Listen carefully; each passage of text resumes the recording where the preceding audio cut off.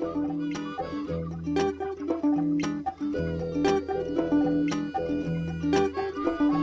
welcome again to Professor Castleberry's philosophical lecture shorts. We're going to finish up our discussion on Immanuel Kant and the categorical imperative, which you've seen we just discussed in the last one. Now we're going to talk about its advantages and its disadvantages and counter-arguments real quick. Well, one of the main advantages that I mentioned last time is it gives us a black, there you go, and white system of ethics. Okay? There is no relativism in this. There is no consequences don't matter. Okay, if lying is wrong, it's period. It's wrong. Period. Okay, if murder is wrong. Period. In any situation, in any circumstance, which can be very helpful. There would be no more confusion about what we're talking about, if it's possible at all. So we've seen that one quite clearly in the last lecture. Another big one that I want to point out is that it's independent of time and place. Okay, of time and place. That means that it would be wrong today as it would be wrong at any other time and place in our history, okay? As long as there are rational beings around, murder or lying or the things we saw that were wrong by the categorical imperative would be wrong. So for example, when the Mayans decided to do human sacrifice, even though they weren't using their reason, it still is wrong, okay? No matter what they believed or what their culture thought. No matter what someone in, if the majority of Germans were Nazis, even though that wasn't the case, if it was the case and they believed that it was right to kill or to commit the Holocaust according to Kant's categorical imperative, it doesn't matter what they thought. It's independent of what you think. It's independent of time and place. So if it was wrong today, it's wrong tomorrow, and it was wrong 1,000 years ago. Okay, so that's another big advantage, and it's crippling to ethical relativism as well. The other thing is one of my favorites is he seems to put the human as the worth the most over anything. The human is of infinite worth. Okay, human being is of infinite worth. In his philosophy, it seems that the human being of infinite worth is the only thing in which you can't trump. Okay, no matter what you want or what you can do, the one thing you cannot take away is another human being's freedom. Okay, their autonomy. And this is something I think is the best part. Whether he can prove this or this is really the case or not, I think the upshot of believing in it is it does put the human being first and foremost, and I think that's a really good advantage.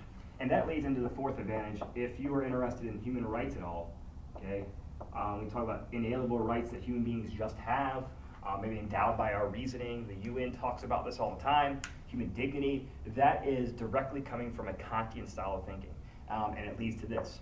Now, I will point this out. I don't know if Kant has proven what he says he's proven, but if you could prove universal human rights, then please, allow me to kind of help you with your essay, and we'll become the most famous philosophers ever. All right?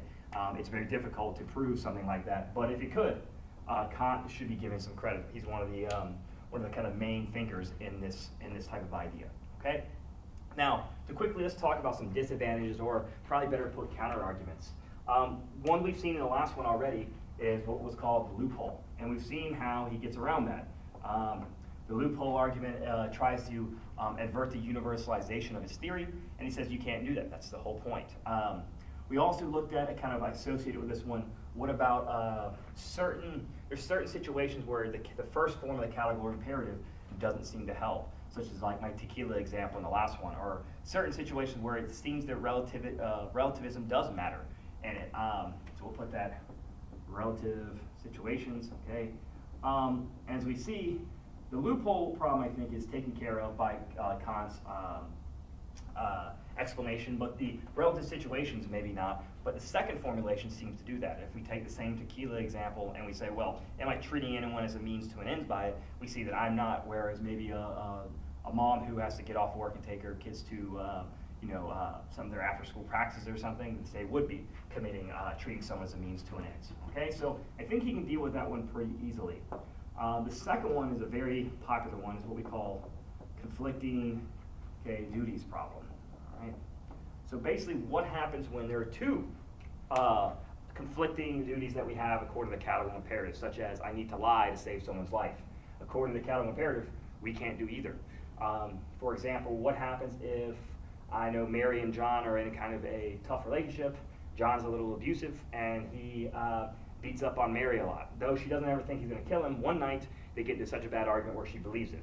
She then runs down to her friend's, let's say Sally's house, and hides with Sally. John ends up coming down later with an axe in his hand, banging on the door, asking where Mary is to Sally. And Sally has now a choice. If she lies, she breaks the categorical imperative by "you shall not lie." But if she tells John the truth and lets him in, then she's allowed knowingly that he's going to kill her. Okay, he's claiming to kill her and has an axe. She is allowed a unjustified killing to happen, which is also against the categorical imperative. So what do you do? Well, Kant has a pretty interesting way out of it. He says the categorical imperative only applies to those rational individuals. Those who are acting irrational, you are allowed to treat them as a means to an end. So if I'm a rational person, then I deserve my autonomy. If I'm being irrational and not following the categorical imperative, then I can be treated as a means to an end.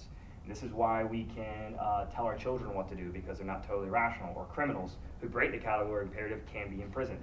Okay? In this case, we maybe treat John, who doesn't realize that killing somebody is against the categorical imperative, therefore being irrational. We can therefore treat him as a means to an end and lie to him. Okay, that's one way around it. But there's also another problem. So irrationality helps with that one. But what about this conflicting duty when the person that we're getting committed against isn't irrational? So like, what if I have a son and also I have a really important business proposal I have to do, and they're both due, business proposals due on Friday, and I have to go to my son's graduation the same day. Yet I can't do both.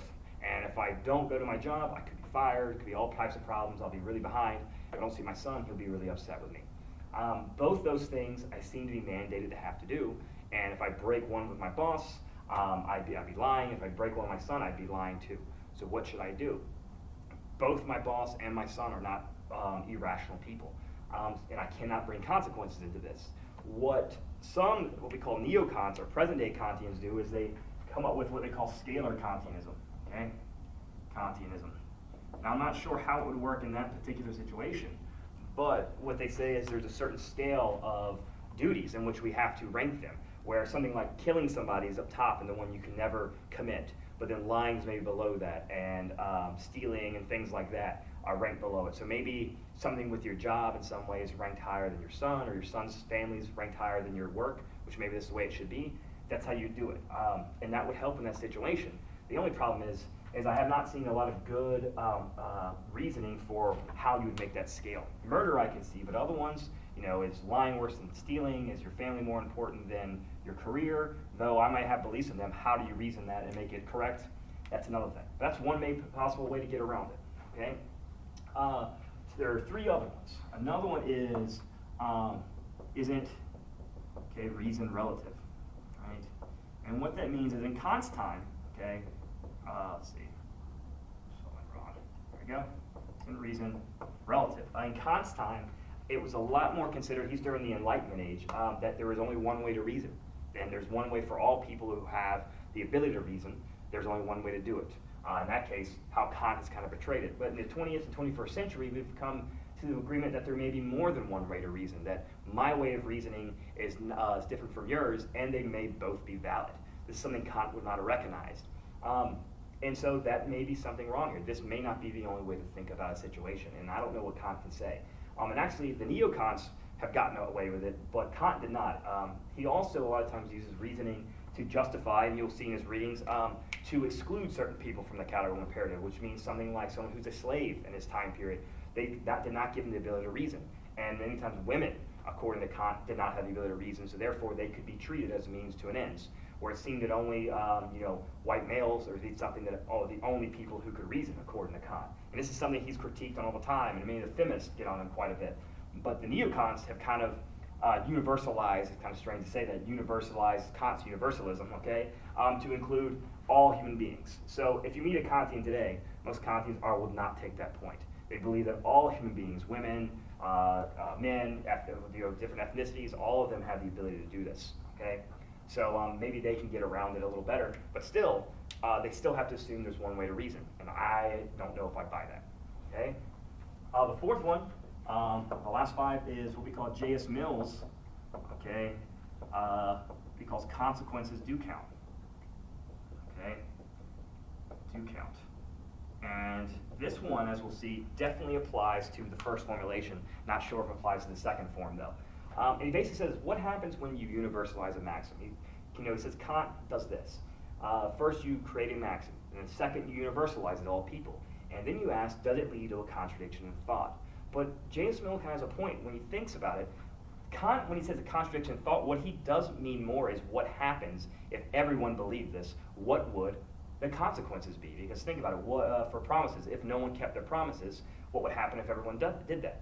When you ask what would happen, you're asking about the consequences. And so J.S. Mill says that consequences do count. If everyone said they could break their promise whenever they felt like it, then promises wouldn't exist. We wouldn't believe in them.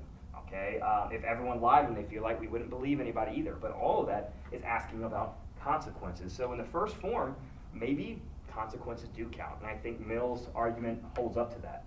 But the second form, I think, does a much better job when it talks about not treating someone as a means to an end and only an end to themselves. It doesn't look like consequences count. What we're holding up is the individual's autonomy, no matter what the consequences are in that. And so Mill's critique works for one form and not the other. Now, but what that does, I think, at least show is that J.S. Mill, using this, we've shown that there is a difference between the first formulation and the second.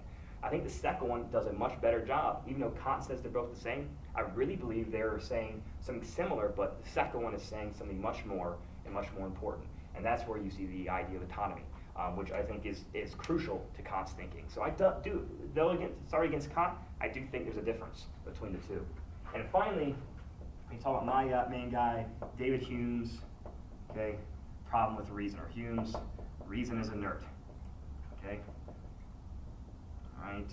That was the utilitarians were one side Kant was after, and the other side was Hume's idea that reason is only logical and therefore cannot help us when deciding what we ought to do.